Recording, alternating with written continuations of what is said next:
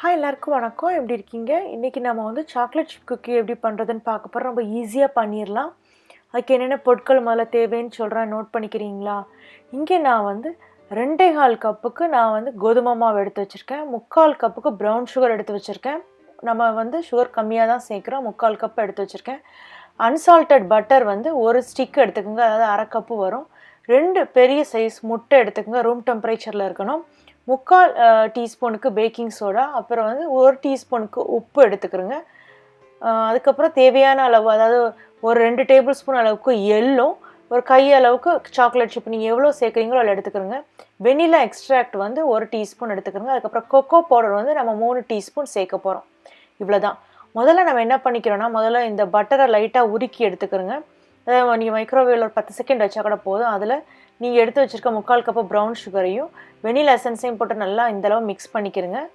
Mix பண்ணதுக்கப்புறம் நம்ம வந்து எடுத்து வச்சுருக்க முட்டை இருக்கு இல்லையா, அந்த முட்டையை உடச்சி இதில் ஊற்றி அதை நம்ம நல்லா அடிக்க போகிறோம்.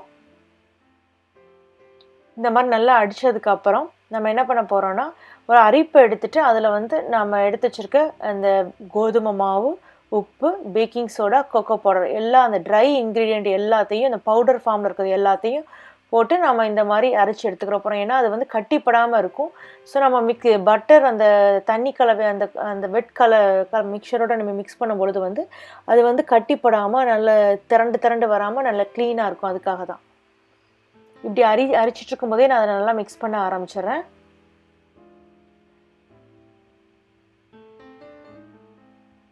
இந்த கொக்கோ பவுடரை நீங்கள் சேர்க்காமல் செஞ்சீங்க அப்படின்னா அது லைட் ப்ரௌன் கலரில் வரும் குக்கி. கொக்கோ பவுடரை சேர்த்தா நல்லா சாக்லேட் ப்ரௌன் கலரில் நமக்கு கிடைக்கும். இங்கே நான் அந்த கொக்கோ பவுடரை சேர்க்குறனால ஒயிட் சாக்லேட் சிப்ஸ் சேர்க்குறேன். இல்லைன்னா நீங்கள் வந்து கொக்கோ பவுடரை சேர்க்கலைன்னா டார்க் சாக்லேட் சிப் சேர்த்துக்கலாம். இது எல்லாத்தையும் நல்லா அந்த எல்லையும் சாக்லேட் சிப்பையும் சேர்த்து மிக்ஸ் பண்ணதுக்கப்புறம் இந்த மாதிரி சப்பாத்தி மாவு பதத்துக்கு வந்துடும். உங்கள் கையில் நல்லா பட்டர் தடவிட்டு சின்ன சின்ன இந்த மாதிரி உருண்டைகளாக உருட்டிட்டு அதை வந்து இந்த எடுத்து வச்சுருக்கோம் இல்லையா, எள்ளில் லைட்டாக மேலே டிப் பண்ணிடுங்க. டிப் பண்ணிவிட்டு அதுக்கப்புறம் நீங்கள் அப்படியே அதை வரிசையாக அடுக்கி வைக்க ஆரம்பிங்க. எந்த ட்ரேயில் பேக் பண்ண போகிறீங்களோ அதே மாதிரி குக்கி நம்ம பேக் பண்ணும் பொழுது அந்த ஒவ்வொரு குக்கிக்கு இடையில வந்து கொஞ்சம் கேப் இருக்கணும். அப்போ தான் அது நல்லா உப்பி வரும்பொழுது ஒன்றோட ஒன்று இடிச்சிக்காமல் நமக்கு இருக்கும். இந்த மாதிரி நீங்கள் உருண்டைகள் மேக் பண்ண ஆரம்பிக்கிற நேரத்திலேயே உங்கள் ஓவனை வந்து 375 டிகிரி ஃபாரன்ஹீட்டுக்கு வந்து ப்ரீ ஹீட் பண்ண ஆரம்பிச்சிருங்க. இப்போ நம்ம எல்லாத்தையும் இந்த மாதிரி லைன் பண்ணி வச்சுட்டோமா, இப்போ நான் மிச்சம் சாக்லேட் சிப் எடுத்து வச்சுருந்தேன், அதை வந்து லைட்டாக மேலே நம்ம இந்த கார்னிஷிங்காண்டி வைக்கிறோம். இங்கே நான் வந்து எள்ளும் சாக்லேட் சிப்பும் வைக்கிறேன். இதுக்கு பதிலாக நீங்கள் முந்திரி பருப்பு வைக்கலாம், பாதாம் பருப்பு வைக்கலாம், பிஸ்தா பருப்பு வைக்கலாம், நிலக்கடலை கூட வைக்கலாம். ரொம்பவே நல்லாயிருக்கும். இப்போ நம்ம இது ரெடி ஆயிடுச்சு. இதை நான் வந்து பேக் பண்ணி எடுக்க போகிறேன். இதில் 15 நிமிஷம் நீங்கள் வச்சு எடுக்கணும்.